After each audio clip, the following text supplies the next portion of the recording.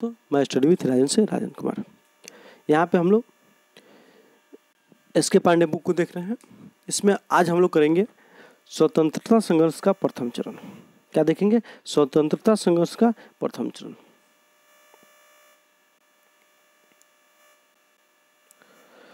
चलिए, स्वतंत्रता संघर्ष का प्रथम चरण। यहाँ पे आइए, उग्रवादी युग।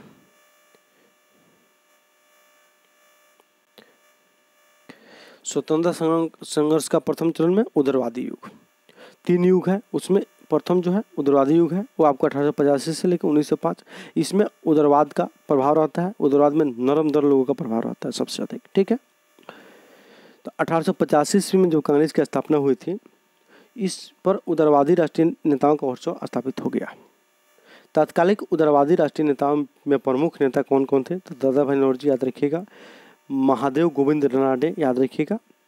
ठीक, उसके बाद आपको फिरोज शाह मेहता याद रखिएगा, सूर्यनाथ बनर्जी याद रखिएगा, बयम चंद्र बनर्जी याद रखिएगा, गोपाल कृष्ण गोखले याद रखिएगा, पंडित जगमोहन मालवीय मतलब मदन मोहन मालवीय याद रखिएगा। ये लोग क्या है? आपको उग्रवादी नेता है, वो भी नरम दल के। कांग्रेस की स्थापना के आरंभिक 20 वर्षों में इनकी नीति अत्यंत ही उदार थी, इसलिए इस काल को उग्रवादी राष्ट्रीय काल कहा जाता है। उग्रवादी नेताओं का मानना था कि समृद्धिशाली मध्यम वर्गीय बुद्धिजीवी, जिन्हें वकील, डॉक्टर, इंजीनियर, पत्रकार और साहित्यकार सम्मिलित थे, का प्रभाव था। उग्रवादी नेताओं को अंग्रेजों की न्याय प्रियता में पूर्णतः निष्ठा थी और ये अंग्रेजों के अपना शत्रु नहीं बल्कि मित्र मानते थे, याद रखिएगा। ठीक, ये प्रार्थना पत्रों, प्रतिवेदन, असमान पत्रों, शिष्टमंडलों के द्वारा सरकार के सामने अपनी मांगों को रखते थे। इनके इसी लचीलेपन एवं सहमत व्यवहार के कारण इन्हें उग्रवादी जो लोग थे, उग्रपंथी मतलब गरम दल वाले लोग थे, क्या कहते थे? ये लोग क्या कर रहा है? तो भिक्षा मांग रहा है। क्या चीज़ का भिक्षा? तो राजनीतिक भिक्षा व्यक्ति कर रहा है कि हमको आज़ादी दे दीजिए, आज़ादी दीजिए। जाके गुड़ पे गिरता था लो, गुड़ पे नहीं गिरता था लो, मतलब आराम से बढ़ता था लो। कोई कंप्लेन करता था लो तो प्रेम से बतियाता था लो अंग्रेज से कि ऐसा ऐसा कर दीजिए। तो हुजूर सिविल सेवा का उम्र का जो घटा दिया गया है ना, 19 साल कर दिया गया, उसको 22 साल कर दीजिए लो। इस तरह से बतियाता था लो। अब इस तरह से बतियाने के कारण क्या हुआ? भिक्षा मांगने के बराबर है। इसीलिए जो बाल गंगाधर तिलक थे, बिपिन पाल थे, लाला लाजपत राय थे, वो लोग क्या नाम दिए इनको बोला कि ये लोग राजनीतिक भिक्षावृत्ति कर रहा है। ठीक, उदारवादी क्रांतिकारी रूप से नहीं वरना कर्मिक सुधार में विश्वास करते थे, ये बात याद रखिएगा। ठीक है, इनकी मानना था कि भारत में राष्ट्रीय चेतना के उदय का प्रधान श्रेय ब्रिटिश शासन को है और ब्रिटिश शासन ने भारत के सामाजिक जीवन में को पश्चात सभ्यता और संस्कृति का स्पष्ट देकर उसे स्वतंत्रता की भावना जागृत किया। मतलब बहुत अच्छा काम किए हैं, इनका मानना था। इसलिए इनको यहाँ पे बना रहना चाहिए और धीरे धीरे सुधार करना चाहिए भारतीय समाज में। ये बातें बोल रहे थे। ठीक, यहाँ पे आपको जानने की जरूरत है, पढ़ना था, पढ़ लीजिएगा पूरा। चलिए, उग्रवादियों में इंग्लैंड का प्रचार। अब देखिए, उग्रवादी जो है अपना विचार को, यहाँ के जब गवर्नमेंट नहीं मानती है भारतीय गवर्नमेंट, तो आपको उन्होंने विचार को ले जाते हैं इंग्लैंड में और वहाँ के लोगों के सामने अपने विचार को रखना चाहते हैं, वहाँ के सरकार के सामने अपने विचार को रखना चाहते हैं, वहाँ के संसद के सामने अपने विचार को रखना चाहते हैं, तो वहाँ पे भी संगठन बनाते हैं। तो उस संगठन में कुछ प्रमुख है, उसको देखेंगे। ए.ओ. होम, दादा भाई नौरोजी, बेडरबर्न आदि नेताओं का मानना था कि भारतीय राष्ट्रीय कांग्रेस का इंग्लैंड से अधिक प्रचार किया जा सकता है। इसकी उद्देश्य 1887 ईस्वी में दादा भाई नौरोजी ने इंग्लैंड में भारतीय सुधार समिति की स्थापना किया। मोस्ट इम्पोर्टेंट, तो भारतीय सुधार समिति की स्थापना कौन किया? तो दादा भाई नौरोजी किए हैं। कहाँ पे? इंग्लैंड में। कब किए हैं? तो 1887 ईस्वी में। ये बात याद रखिएगा। ठीक, 1888 ईस्वी में नौरोजी ने विलियम डिग्बी की अध्यक्षता में इंडियन एसोसिएशन की स्थापना की। आगे इंडियन एसोसिएशन बना है। ठीक है, नौरोजी ही किए हैं। भारतीय सुधार समिति के बाद इंडियन एसोसिएशन बना है। कहाँ पे? तो लंदन में, लंदन वाला है, 1888 ईस्वी में बना है। ठीक है, इंडियन एजेंसी दादा भाई नौरोजी की हैं। विलियम डिग्बी की अध्यक्षता में इसकी स्थापना 1888 में लंदन में है। उसके बाद 89 ईस्वी में कांग्रेस की ब्रिटिश समिति बनी, जिसे 1890 ईस्वी में इंडिया नामक पत्र निकला। और इसके बाद ब्रिटिश समिति कांग्रेस भी अपना बनाता है 1 साल बाद में, और उन्होंने क्या किया? 90 स्थापना के 1 साल बाद में इंडिया नामक पत्रिका निकलते हैं। ये चारों बात याद रखिएगा। उसमें याद नहीं रहे कुछ 87 वाला, दादा भाई नौरोजी वाला, अब पत्रिका इंडियन जो है उसको याद रखिएगा। ठीक, इसके माध्यम से इंग्लैंड के नागरिकों को भारत के यथास्थिति से प्रेरित करना था। कांग्रेस ने भारतीय की समस्याओं के निवारण के हेतु समय समय पर अपने प्रतिनिधिमंडल ब्रिटेन भेजा। ठीक है, जिसमें से प्रमुख व्यक्ति वहाँ पे नाम लिखा है, जाना जरूरी नहीं है। इन्हीं का प्रभाव था कि 1892 ईस्वी में भारतीयों को कुछ छूट मिला और भारत में प्रथम बार 1892 के अधिनियम के थ्रू क्या हुआ, तो निर्वाचन की शुरुआत, प्रणाली की शुरुआत हुई। याद रखिएगा, निर्वाचन प्रणाली की शुरुआत 1892 के आपको अधिनियम के द्वारा ही हुआ है। ठीक, आगे हम देखेंगे कांग्रेस के प्रति सरकार का रुख। अब कांग्रेस के प्रति सरकार का रुख क्या रहा, तो परिणाम में इसके प्रति क्या रहा, सकारात्मक रुख रहा, परंतु बाद में धीरे धीरे क्या हुआ, जब कांग्रेस मजबूत हुई तो इसके प्रति सरकार का रुख नकारात्मक हो गया। आपको बता भी किए हैं, कितना अच्छा बात बताया है। ठीक, एलिगन क्या बोलते हैं कांग्रेस के बारे में, मतलब कांग्रेस जब अपना मांग रखने लगा तो एलिगन तीखे स्वर में बोलते हैं कि हमने भारत को तलवार के बल पर जीते हैं और तलवार के बल पर ही इसे अपने अधीन बनाए रखेंगे। जो डॉक्ट्रिन के बाद में गवर्नर बनते हैं वही बात बोले हैं। ठीक, इसके बाद में आपको कर्जन भी इसके बारे में क्या बोलते हैं, 1900 ईस्वी में कर्जन टिप्पणी करते हैं कि कांग्रेस का माहौल भरमरा रहा है, मतलब कांग्रेस को क्षय रोग हो गया है। ठीक है, और यह मरने वाला है, भारत में रहते हुए मैं इसके मरने की इच्छा करता हूँ, देखना चाहता हूँ। ठीक है, ये कौन बोले, कर्जन बोले हैं। भारत का माहौल भरमरा गया है और भारत में रहते मेरी यह अंतिम इच्छा है कि मैं इसके शांतिपूर्ण मृत्यु को मैं सहयोग कर सकूँ, मतलब और सहयोग करके इसको बढ़ा सकूँ, इसको खत्म कर सकूँ। कौन बोले हैं, तो कर्जन बोले हैं, याद रखिएगा।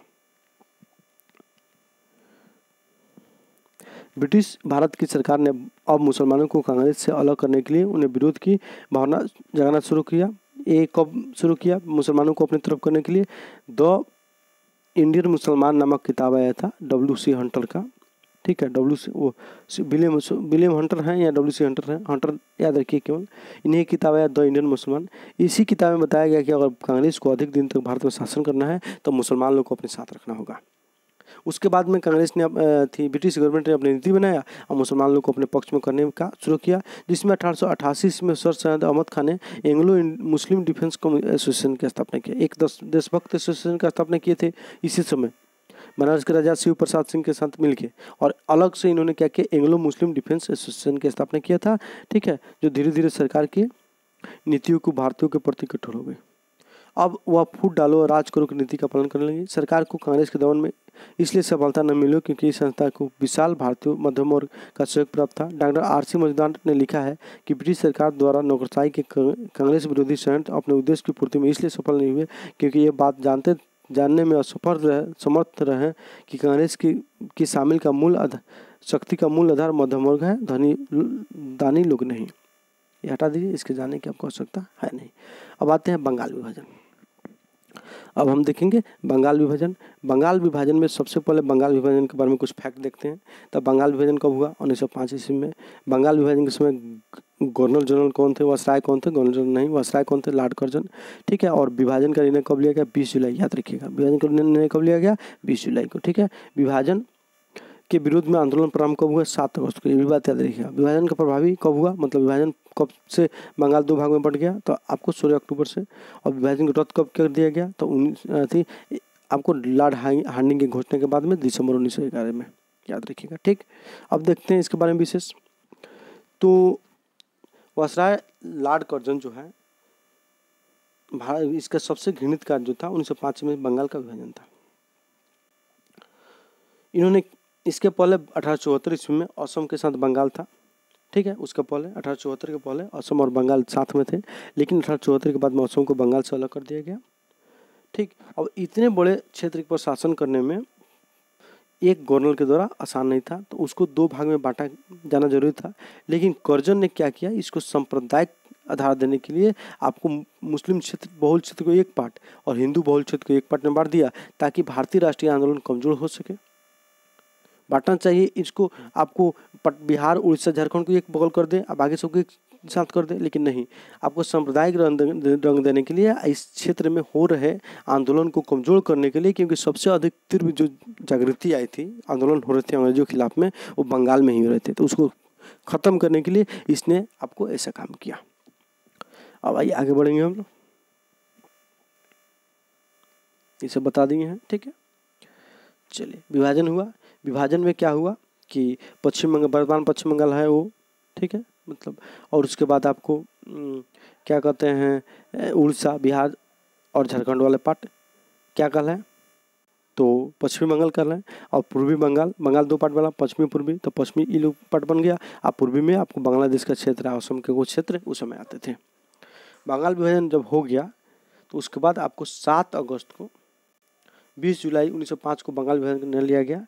7 अगस्त 1905 ईस्वी को कलकत्ता में टाउन हॉल्स में स्वदेशी आंदोलन की घोषणा की गई, याद रखिएगा।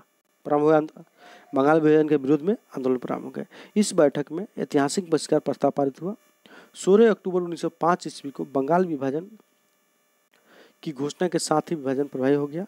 विभाजन के बाद बंगाल पूर्वी बंगाल एवं पश्चिमी बंगाल में बंट गया, बताए हैं, ठीक है। बंगाल कितने भाग में बंट गया? 2 भाग में, पूर्वी और पश्चिमी।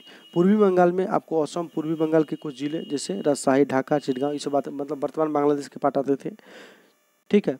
और इसकी मुख्यालय कहाँ था? ढाका था। जनसंख्या के बारे में जानने की आवश्यकता नहीं है। पश्चिम बंगाल में बिहार, उड़ीसा और वर्तमान पश्चिम बंगाल क्षेत्र आता था। इसकी जनसंख्या पूर्वी बंगाल से अधिक थी, बस इतना जानना है, ठीक है। इस क्षेत्र में, पश्चिमी बंगाल क्षेत्र में हिंदू बहुल था, पूर्वी बंगाल क्षेत्र आपको मुस्लिम बहुल था। बंगाल विभाजन 16 अक्टूबर 1905 ईस्वी को लागू हुआ, याद रखिएगा। इसी दिन रक्षाबंधन दिवस भी मनाए गए थे रविन्द्रनाथ टैगोर के आह्वान पर, याद रखिए ये बात, ठीक। इस दिन को पूरे बंगाल में शोक दिवस के रूप में भी मनाया गया। रविन्द्रनाथ टैगोर के सुझाव पर संपूर्ण बंगाल में रक्षाबंधन दिवस भी मनाया गया। मतलब 16 अक्टूबर को ही आपको शोक दिवस और रक्षाबंधन दिवस दोनों मनाया गया, ठीक है। यह उद्देश्य यह दिखाना था कि बंगाल के विभाजन का पर अंग्रेजी इसकी एकता में दरार नहीं डाल सकते। रक्षाबंधन दिवस एकता को प्रदर्शित करता है, तो बोला गया कि अगर आप लोग बंगाल विभाजन कर भी दीजिएगा तो हम लोग की एकता में आप लोग दरार नहीं डाल सकते हैं। अगले दिन आनंद मोहन बोस और सूर्यनाथ बनर्जी ने बंगाल में 2 बड़े सभाओं को संबोधित किया, जिसमें 50,000 से अधिक लोग इकट्ठे हुए। ये सब जानने के नहीं है, कहानी के रूप में पढ़ लीजिए एक बार, ठीक है। स्वदेशी आंदोलन और बहिष्कार आंदोलन का संदेश पूरे देश में फैल गया। तिलक और उसकी पुत्री, अब देखिए स्वदेशी आंदोलन जो बंगाल में हो रहे थे अब पूरे देश में फैल गया, जिसमें विभिन्न जगहों पर विभिन्न लोगों ने आंदोलन किया। नाम याद रखना जरूरी है, कौन आदमी कहाँ आंदोलन किए हैं ये आपके लिए जानना जरूरी है। जैसे तिलक और उनकी पुत्री केतकर ने महाराष्ट्र में इसका प्रचार किया। मतलब तिलक कहाँ पे आंदोलन किए? तो महाराष्ट्र क्षेत्र में। अजीत सिंह, लाला लाजपत राय, स्वामी शाहजानंद, जयपाल और गंगाराम ने पंजाब और उत्तर प्रदेश में आंदोलन किया। इनका नाम याद रखिएगा। सैयद हैदर खान दिल्ली में मोस्ट भी नेतृत्व किए। चिदम्बर पिल्लई, सुब्रमण्यम अय्यर, आनंद चार्लू, टी.ए. नायक जैसे नेताओं ने मद्रास प्रेसिडेंसी में यह आंदोलन किया था, याद रखिएगा। इसके साथ साथ उत्तर भारत में आपको रावलपिंडी, कांगड़ा, मुल्तान, हरिद्वार इस सब क्षेत्र में भी आंदोलन हुए हैं। बंग भंग आंदोलन का सबसे अधिक सफलता विदेशी माल के बहिष्कार में मिला, याद रखिएगा। औरतों ने विदेशी चूड़ी पहनना, विदेशी बर्तन का इस्तेमाल बंद कर दिया। धोबी ने विदेशी कपड़े धोने से इनकार कर दिया। यहाँ तक कि महंतों ने विदेशी चीनी से बने प्रसाद को लेने से भी मना कर दिया, ठीक है। स्वदेशी आंदोलन ने जन जागरण के लिए स्वयं संगठन में भी मदद किया, जिसमें स्वदेश बंधो समिति मोस्ट बीबीआई अश्विनी कुमार दत्त ने इसकी स्थापना किया था। इस समिति ने महत्वपूर्ण भूमिका निभाया था, याद रखिएगा, ठीक। चलिए आगे हम बढ़ेंगे।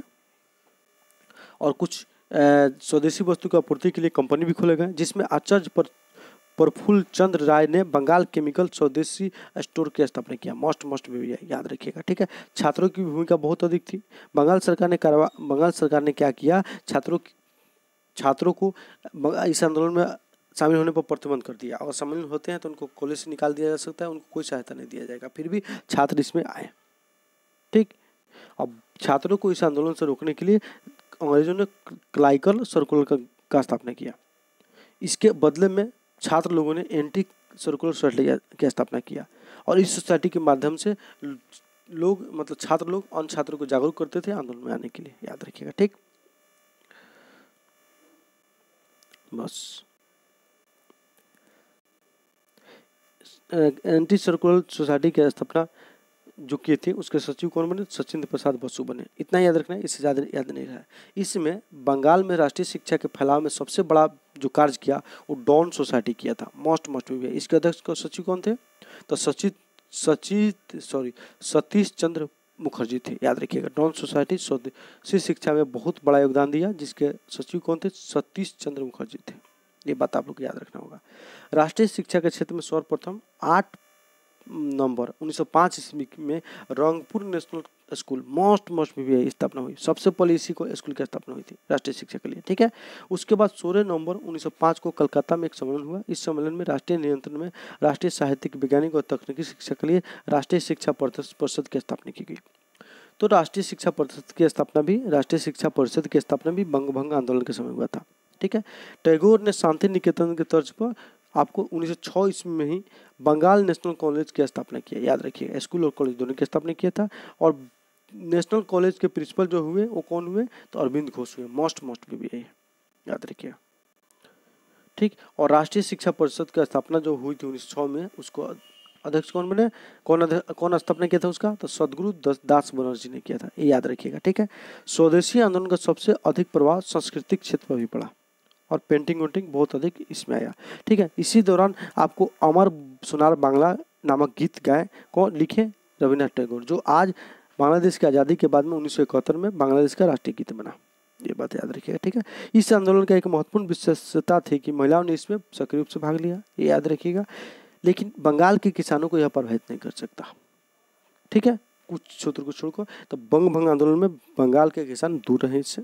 ठीक है, मुख्यतः यह आंदोलन शहरों के उच्च एवं मध्यम वर्ग तक सीमित रही। बहुसंख्यक मुसलमानों ने विशेषकर खेतिहर मुसलमान इसमें भाग नहीं लिया, याद रखिएगा।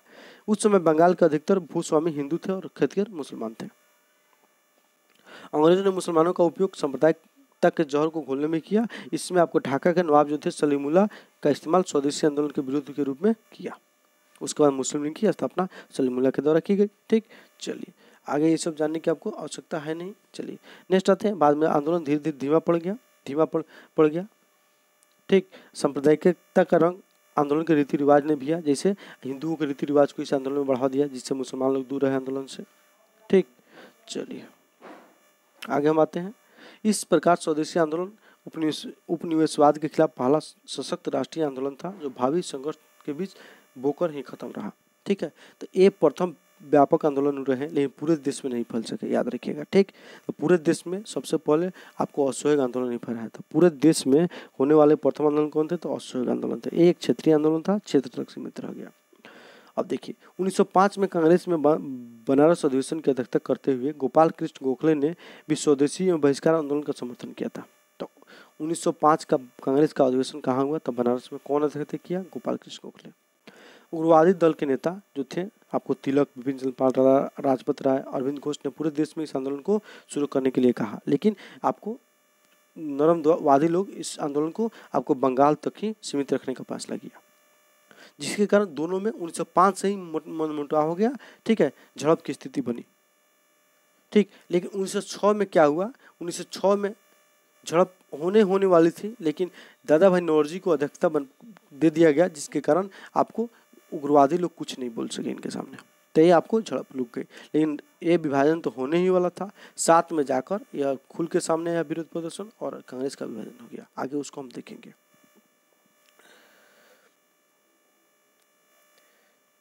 उग्रवादी दल के नेता जो आपको बताया है नाम, इनका याद रखिएगा नाम चारों आदमी का, तिलक, बिपिन चंद्र पाल, लाला लाजपत राय और अरविंद घोष ने पूरे देश में इस आंदोलन को फैलाया।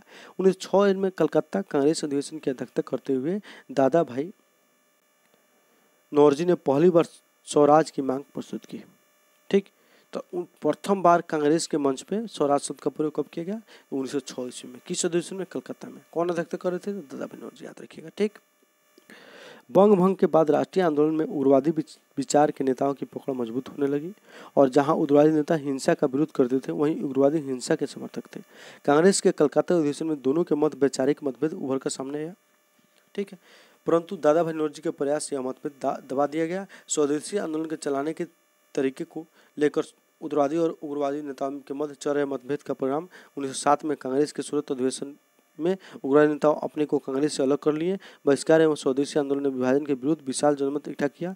इसका फलस्वरूप ब्रिटिश सरकार ने अरुंडेल के नेतृत्व में एक कमेटी बनाई। अब देखिए क्या है, जैसे बताया कि 1905 में विरोध हुआ था कि आंदोलन को पूरे भारत में फैलाया जाए।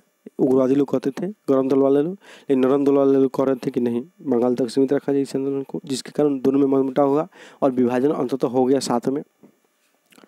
और जब विरोध प्रदर्शन हुए ना, इतना ज़्यादा आंदोलन चर्चित रहा, इतना व्यापक आंदोलन हुआ, इससे क्या हुआ कि अंग्रेजों ने एक अरुंडेल नामक कमेटी बनाई। इस कमेटी के सिफारिश के बाद बंगाल विभाजन को रद्द कर दिया गया और बंगाल को अब क्या किया गया, दो भाग में बांट दिया गया प्रशासनिक आधार पर। ठीक है, याद रखिएगा। ठीक, चलिए आगे हम बढ़ेंगे। सूरत अधिवेशन के बारे में कुछ खास जानते हैं। ये जरूरी है आपके लिए। तो सूरत अधिवेशन कहाँ हुए थे, तो आपको गुजरात में हुए थे। अब इसको जानने के लिए सबसे पहले हमको कुछ पृष्ठभूमि में जाना होगा, पीछे देखना होगा। तो 1905 के अधिवेशन को अध्यक्षता कौन किया था, तो गोखले साहब किए थे, याद रखिएगा। इसमें बंग भंग की आलोचना की गई थी और इसके स्वदेशियों बहिष्कार आंदोलन का समर्थन किया गया था। ठीक है, इसमें बंग भंग की आलोचना मतलब बंगाल को 2 भाग में बांटा गया था, उसका आलोचना किया गया और स्वदेशी और बहिष्कार आंदोलन का समर्थन किया गया कांग्रेस के द्वारा। इस अधिवेशन में प्रथम मतभेद प्रिंस ऑफ वेल्स के स्वागत के प्रस्ताव पर था। मतलब उग्रवादी लोग चाहते थे कि प्रिंस ऑफ वेल्स जो भारत आ रहे हैं उनका स्वागत किया जाए, लेकिन ये लोग कह रहे थे कि ना, उग्रवादी लोग कह रहे थे कि नहीं, आपको स्वागत नहीं किया जाएगा। लेकिन बाद में नरमपंथीवाद के जुड़ के कारण यह प्रस्ताव पारित हो गया कि स्वागत किया जाएगा। ठीक है, 1905 में लाला लाजपत राय ने अपने भाषण में सत्याग्रह को अपनाने का सुझाव दिया था। कांग्रेस के मंच में ऐसा सुझाव पहली बार लाया गया, याद रखिएगा। ठीक है, सत्याग्रह का सुझाव कौन दिया था कांग्रेस के मंच पर सबसे पहली बार, तो लाला लाजपत राय। दोनों के बीच दरार 1906 ईस्वी में कांग्रेस अधिवेशन में और बढ़ गया। तिलक का सुझाव था कि लाला लाजपत राय को क्या किया जाए, अध्यक्ष बनाया जाए, परंतु राष्ट्रवादियों को कांग्रेस के अध्यक्ष पद से दूर रखने के लिए नरमपंथियों ने बायोवृत्त नेता दादा भाई नौरोजी को अध्यक्ष बना दिया। राष्ट्रवादी ने इनका विरोध करना अनुचित समझा।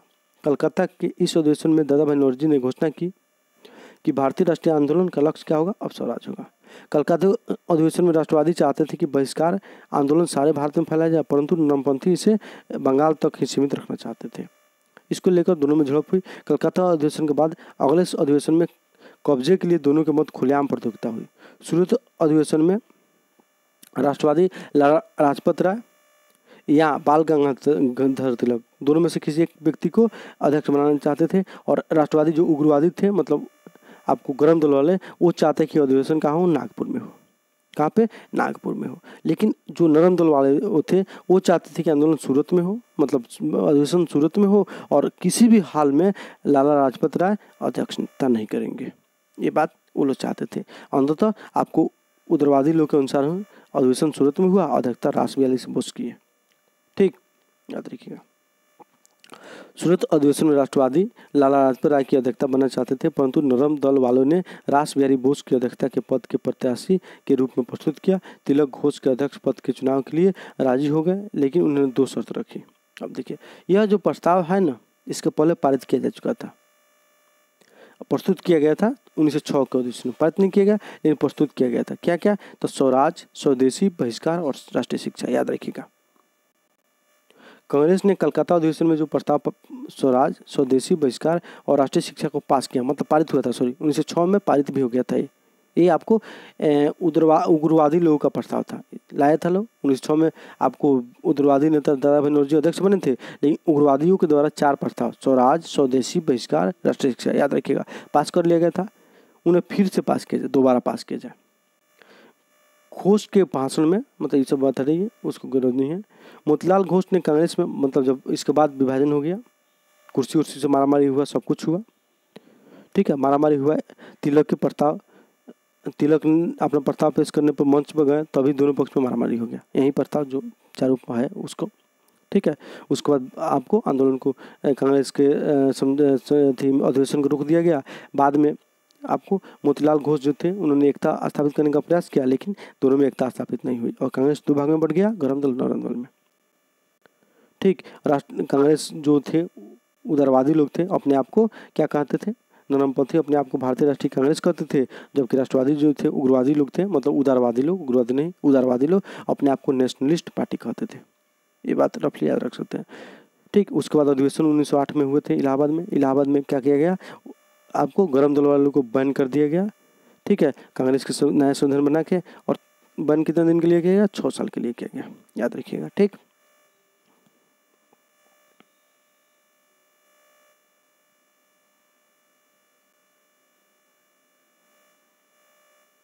अब देखिए, सूरत अधिवेशन जो स्थगित हुए थे उसको पुनः से आपको मद्रास में किए गए 1907 में। ये रफली याद रख सकते हैं, जहाँ पे अध्यक्षता रासबिहारी घोष ने किया है। ठीक, चलिए अब आते हैं आपको दिल्ली दरबार। अब दिल्ली दरबार 1911 में होगा, ठीक है, जिसमें ब्रिटिश जॉर्ज पंचम का दिल्ली आगमन होगा। ठीक, 12 दिसंबर 1911 ईस्वी को दिल्ली में एक राज दरबार का आयोजन किया गया। यहाँ पर वसराय कौन थे, हार्डिंग द्वितीय थे। सम्राट की ओर से क्या करते हैं, घोषणा करते हैं कि बंगाल विभाजन को रद्द कर दिया जाए, ठीक है, और भारत की राजधानी कलकत्ता से हटाकर दिल्ली बनाई जाएगी। इस प्रकार 1912 में कलकत्ता के स्थान पर भारत क्या हुआ, भारत की राजधानी दिल्ली बनी। और इसी घोषणा के साथ बंगाल विभाजन को रद्द करके बिहार और उड़ीसा नामक नए प्रांत बने, ठीक है, 1912 ईस्वी में, 1 अप्रैल 1912 ईस्वी में, याद रखिएगा। अब नेक्स्ट जो है आपको स्वतंत्रता संग्राम का द्वितीय चरण, इसको हम देखेंगे 1906 से 1919 के बीच में राष्ट्रीय संघर्ष का द्वितीय चरण रहा है, ठीक है, इसको हम देखेंगे। ठीक है दोस्तों, नमस्कार, थैंक यू।